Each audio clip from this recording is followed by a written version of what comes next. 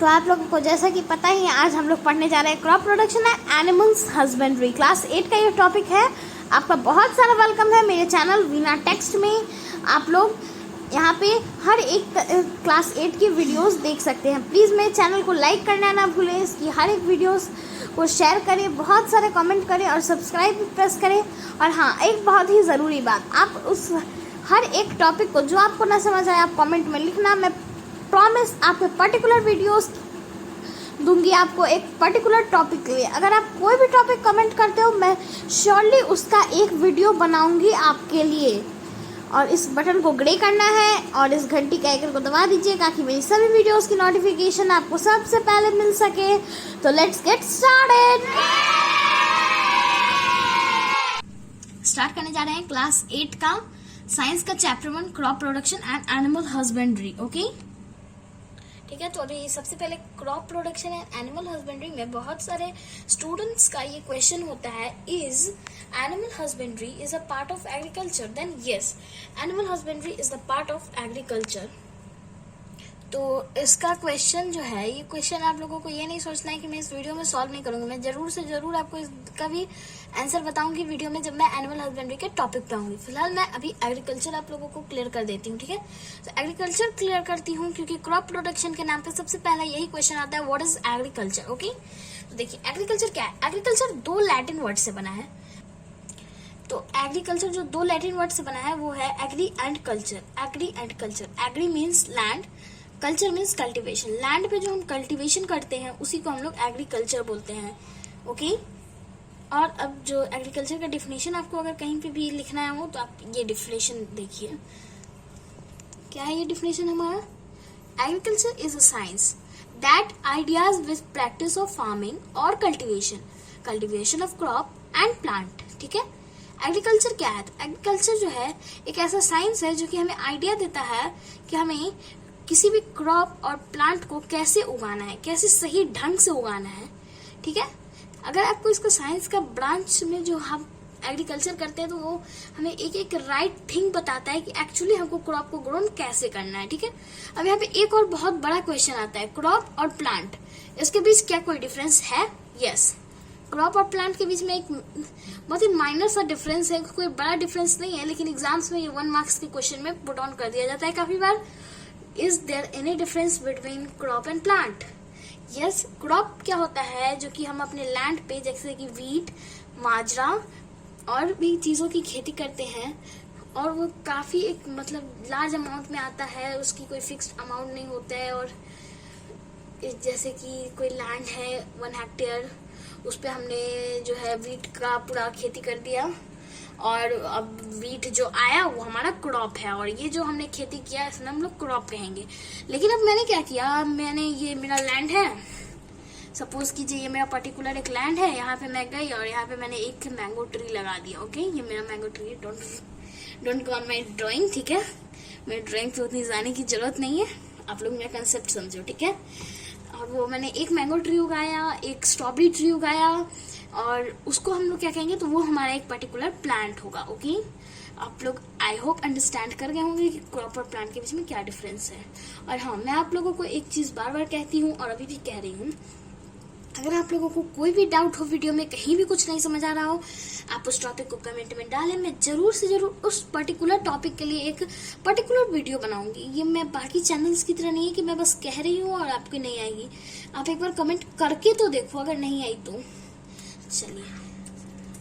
चलिए अब हॉर्टिकल्चर क्या है? तो क्लास 8 में आपको हॉर्टिकल्चर उतना पढ़ना नहीं है, पर मैं एकदम छोटा सा डिफिनेशन इसका बता देती हूँ ताकि अगर आपसे कहीं पूछ दो तो आपको कोई दिक्कत ना हो। ठीक है, हॉर्टिकल्चर क्या है? तो ऐसा एक एग्रीकल्चर का ब्रांच है, साइंस ब्रांच है, जो कि हमें प्रैक्टिस कराता है किस बारे में? वेजिटेबल, फ्रूट और ऑर्नामेंटल प्लांट्स के जो एग्रीकल्चर है उसके बारे में। ठीक है, तो इसका अगर हम लोग डिफिनेशन लिखेंगे तो हम लोग लिख सकते हैं, horticulture is the science that agriculture deals with the plant of vegetable and food as well as ornamental plant. Okay, और भी काफी सारे टाइप्स ऑफ एग्रीकल्चर हैं, लेकिन अभी जो है आपको उतना ब्रॉड पढ़ना नहीं है। अभी अब हम लोग प्रैक्टिस ऑफ एग्रीकल्चर को थोड़ा देख लेते हैं। प्रैक्टिस ऑफ एग्रीकल्चर होता क्या है? The various task perform by the farmer to raise yield of crop and call agriculture practice. ठीक है, तो जो काफी तरह की चीजें जो फार्मर करते हैं अपने लैंड को यील्ड करने के लिए, अपने क्रॉप्स को यील्ड करने के लिए, उसी को हम लोग प्रैक्टिस ऑफ एग्रीकल्चर कहते हैं। वो क्या करते हैं ये मैं आपको आगे बताती हूँ। ठीक है, तो अब सबसे पहले जो टॉपिक आता है वो है एग्रीकल्चर इम्प्लीमेंट। एग्रीकल्चर इम्प्लीमेंट वो होता है जो भी टूल्स, जो भी छोटे मोटे औजार यूज किए जाते हैं फार्मर्स के द्वारा, किस चीज के लिए? फार्मिंग के लिए। ठीक है, तो वो कैसे औजार होते हैं? कोई बड़ी चीज नहीं है, tubewell, manure, fertilizers as they are. Okay, अब क्या होता है, वो लोग क्या करते हैं, सॉइल को प्रिपेयर करते हैं, लैंड को प्रिपेयर करते हैं वहां पे एग्रीकल्चर करने के लिए। कोई भी लैंड जो होती है वो परफेक्ट नहीं होती है। सपोज कीजिए ये हमारी एक लैंड है, तो ये मैंने यहाँ परचेज किया है और ये जो है सो अब मुझे इस पे वीट उगाना है। ओके, तो अब मुझे इस पे काफी सारा प्रोसेस करना होगा जो कि मैं अभी ऊपर डिस्कस करूंगी। ओके,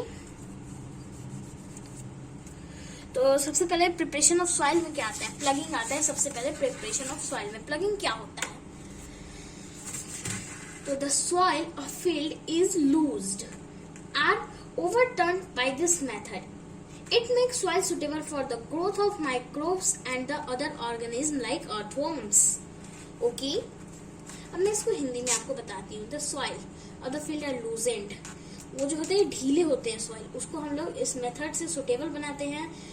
तो छोटे छोटे माइक्रोब्स का उसमें जो है, अगर हमारे, आपको पता होगा कुछ माइक्रोब्स लाइक अर्थवर्म ये सब हमारे क्रॉप को हेल्दी करते हैं। ओके, अब जो नेक्स्ट टॉपिक आता है और बहुत ही इंपॉर्टेंट टॉपिक है ये हमारे एग्रीकल्चर का, लेवलिंग। लेवलिंग क्या होता है? Levelling is done with the wooden और आयरन लेवलर।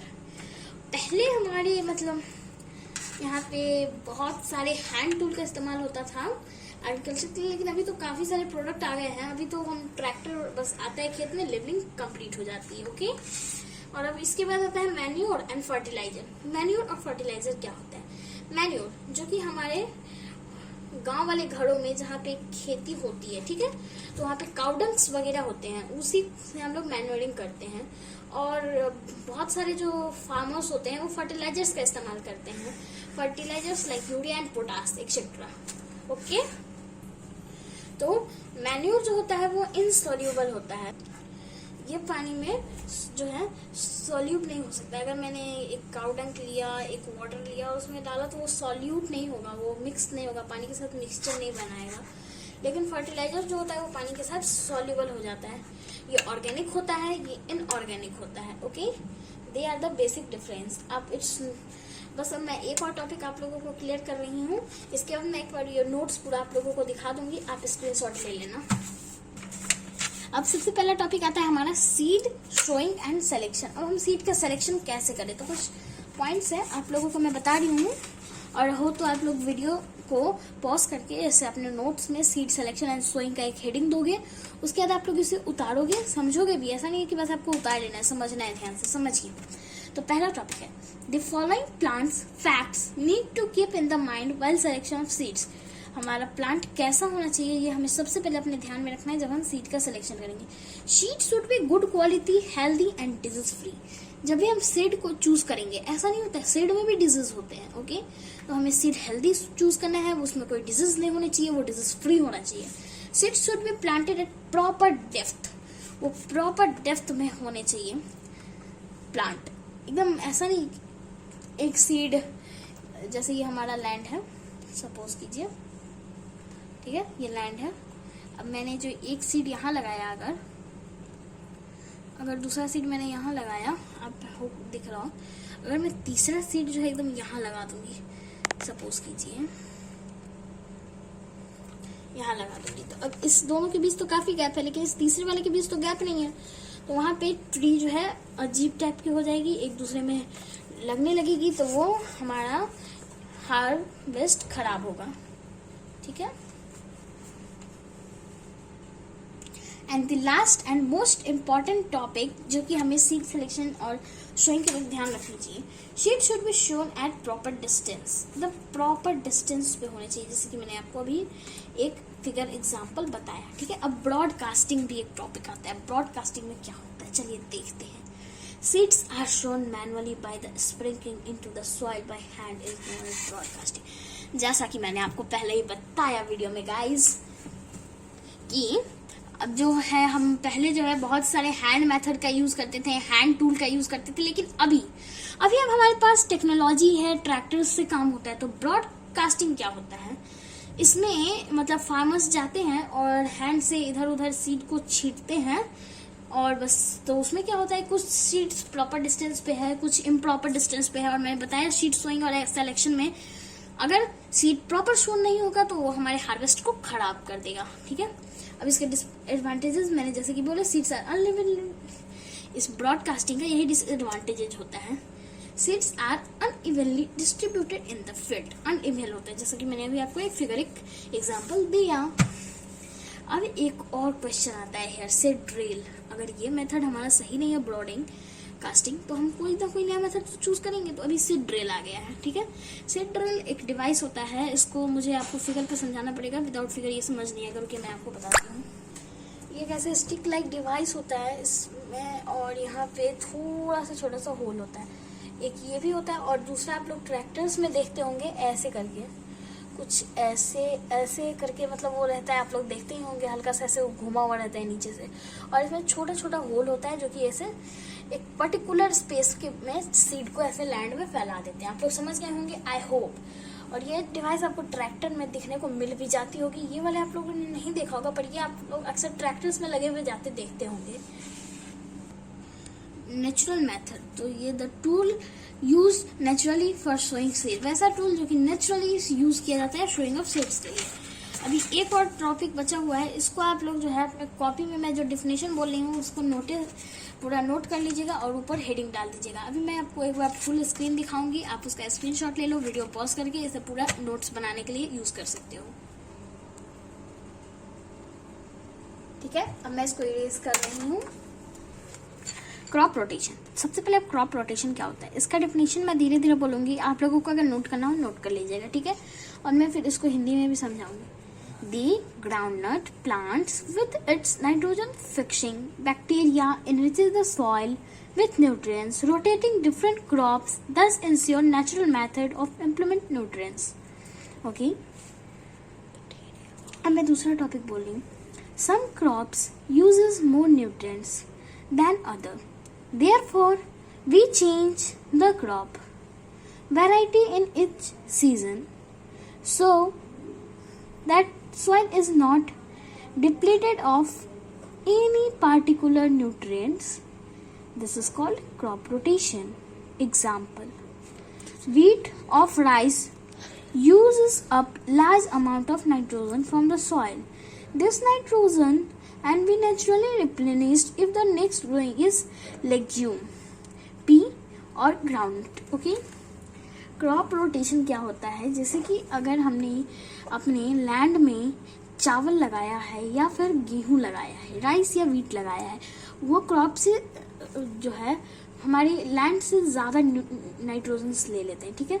तो अब हम इसको दोबारा नेचुरली रिप्लेनिश्ड कैसे करेंगे, तो हम लोग क्या करेंगे, अब उसमें लेग्यूम्स लगा देंगे. लेग्यूम्स मीन्स क्या होता है, दाल लगा देंगे. ठीक है. जैसे पी या ग्राउंडनट की दाल. ओके. अब मिक्स्ड क्रॉपिंग आ गया. मिक्स्ड क्रॉपिंग क्या होता है, इसको भी मैं टॉपिक में आपको डिस्कस करके बताऊंगी, उसके बाद हिंदी में बताऊंगी. Mixed cropping, the crop that are chosen in such a way that nutrients need one of crop is fulfilled by the others. ठीक है. इसका मीनिंग भी वही हुआ जो कि क्रॉप रोटेशन का हुआ. Compost, this is the one of the main topic of this chapter. Manure obtained by decomposition of dead plant and animal. आप लोग समझ ही गए होंगे, डेड प्लांट और एनिमल को डिकम्पोज करके जो हमारा जो एक लैंड है, अगर वो बहुत टाइम से मैंने छोड़ दिया, सपोज कीजिए एक लैंड है और यहाँ पे इस तरफ इधर घर है, एक इधर भी घर है, इधर भी घर है. हेयर ऐसे डिनोट्स फॉर हाउस. ओके.